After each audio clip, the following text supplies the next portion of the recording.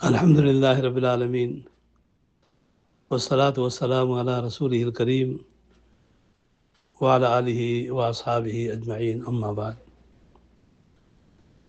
عاشوراء کے حوالے سے 4 نکات۔ پہلا نقطہ یہ ہے کہ علماء کرام کا اس بات پر اتفاق ہے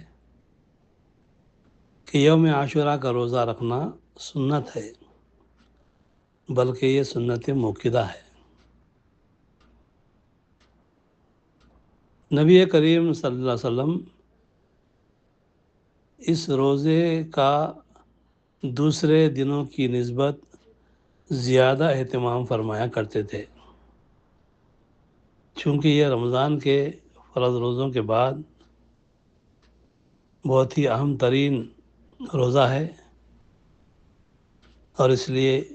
نبی کریم صلی اللہ علیہ وسلم دیگر اور نفل روزوں کے حوالے سے اس روزے کا زیادہ ہی اہتمام فرمایا کرتے تھے۔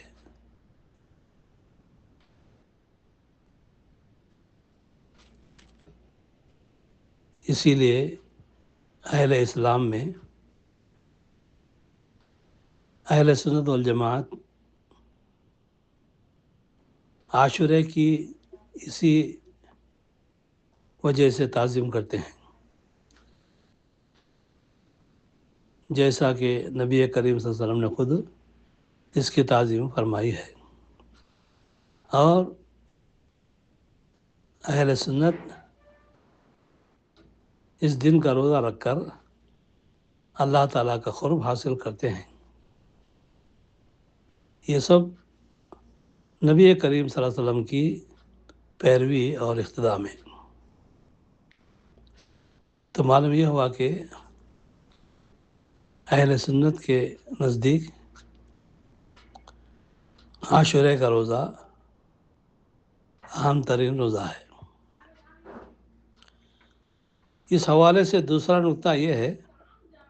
کہ نبی کریم صلی اللہ علیہ وسلم کی پیروی اور اقتداء میں، آپ کی اتباع میں 10ویں کے ساتھ 9ویں کا روزہ رکھنا بھی مستحب ہے، اور اس میں یہود و نصارہ کی مخالفت بھی ہے، کیونکہ یہودی صرف عاشورے کا ایک دن کا روزہ رکھتے تھے۔ تو اس سے معلوم یہ بھی ہوتا ہے کہ شریعت کے احکام اور اس کے مقاصد میں سے ایک اہم مقصد یہ ہے کہ یہود و نصارہ اور مشرکین کی مخالفت کی جائے،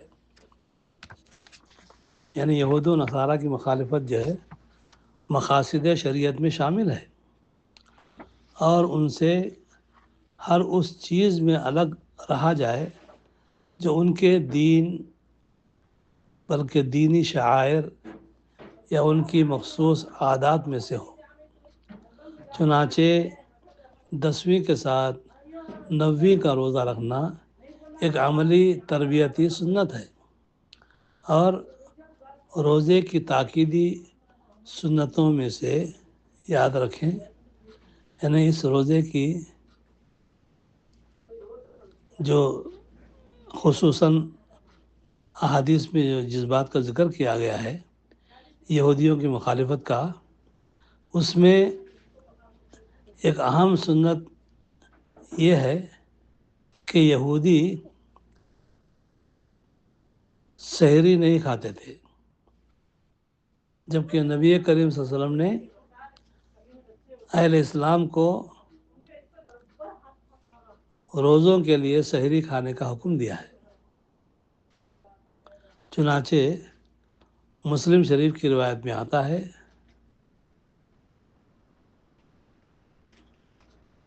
آپ نے فرمایا کہ ہمارے اور اہل کتاب کے روزوں کے درمیان فرق سحری کھانا ہے۔ تو یہ مسلم شریف کی روایت ہے۔ تو مسلمانوں کو چاہیے کہ وہ یہود و نصارہ کے ساتھ مشابہت اختیار کرنے سے بچیں، ان کے طور طریقوں، ظاہری باطنی اعمال میں ان کی پیروی سے دور رہیں، اور ان مخصوص عادات و رسومات میں شرکت سے بھی اجتناب کریں۔ اس سلسلے میں نبی کریم صلی اللہ علیہ وسلم نے فرمایا، من تشبہ بقوم فہو منہم، کہ جو کسی قوم کی مشابہت اختیار کرے گا وہ انہی میں سے ہوگا۔ یہ ابو داؤد کی روایت ہے، جس کو امام البانی نے صحیح کہا ہے۔ تو اس سے معلوم یہ ہوا کہ اگر ہم روزوں کے لیے سحری نہیں کھاتے ہیں تو گیا یہود کی مشابہت اختیار کرتے ہیں۔ یہ باطنی عمل ہے، اندرونی عمل ہے، لیکن پھر بھی اس میں بھی لازماً یہود و نصارہ کی مخالفت ہم کو کرنی چاہیے۔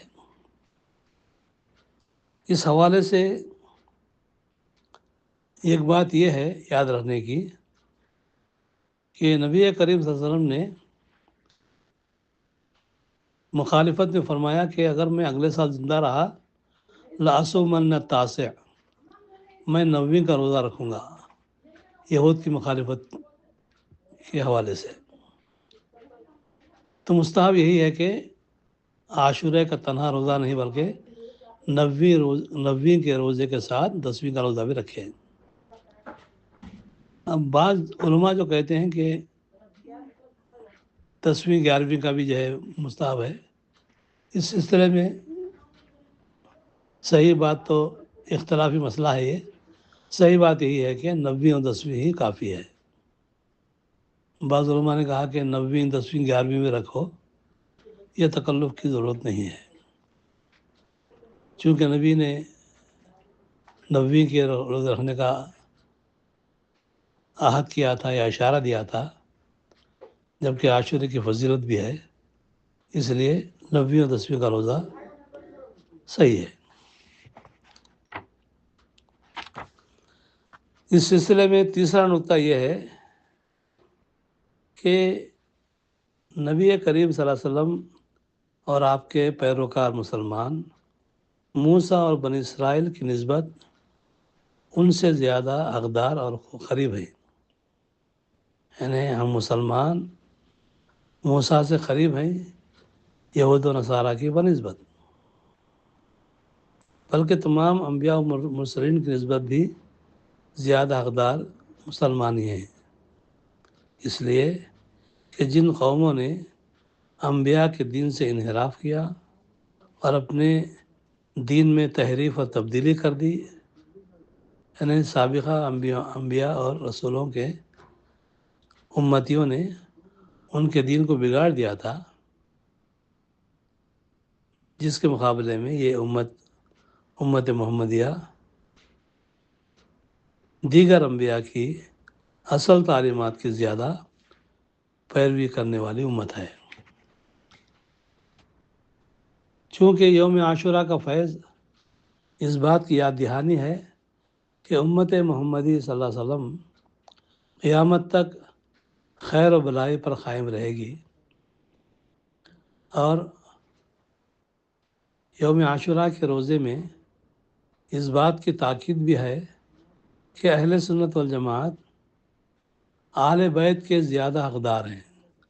اہل بیت سے زیادہ اہل سنت والجماعت کے دیگر مسلمان زیادہ حقدار ہیں نبی کریم صلی اللہ علیہ وسلم کی محبت میں، اس لیے کہ اہل سنت آل محمد سے سب سے زیادہ، یعنی نبی کی آل سے سب سے زیادہ محبت کرنے والے اور ان کی بہت زیادہ تعظیم اور احترام کرنے والے اور ان کی ہدایت کی پیروی کرنے والے اہل سنت والجماعت ہیں، بخلاف رافضہ کے، شیعوں کے، جنہوں نے دین میں تبدیلی کی، غلو اختیار کیا اور اہل بیت کو حد سے زیادہ بڑھا کر اللہ رب العالمین کے مقام تک پہنچا دیا۔ اور انہوں نے دین میں بدعتیں ایجاد کی. چنانچہ شیعوں نے یوم عاشوراء کو بجائے خوشی کے ماتم کا دن بنا لیا، جس میں وہ گالوں پر تماچے مارتے ہیں، گریبان چاک کرتے ہیں، خون بہاتے ہیں اور اپنے آپ کو کوڑے مارتے ہیں، اور امام حسین رضی اللہ عنہ کے ساتھ اپنی بے وفائی اور ان کی مدد نہ کرنے پر روتے اور نوحہ کرتے ہیں. یہ رونا اور نوحہ کرنا یہ جھوٹا ہے، جبکہ امام حسین رضی اللہ تعالیٰ عنہ کو انہوں نے ہی یوم عاشوراء کی شام ہوتے ہوتے انہوں نے ان کو قتل کیا تھا. اس لیے ہمیں چاہیے کہ ہم روافض سے، شیعوں سے اور شیعوں کے ماتم سے ہم جو ہے ان کے رونے پیٹنے سے ہم متاثر نہ ہوں، جبکہ یہ اسلام سے بالکل باہر کی چیزیں ہیں. یہاں تک کہ اسلام کی تعلیمات کی یہ سراسر خلاف بھی ہیں.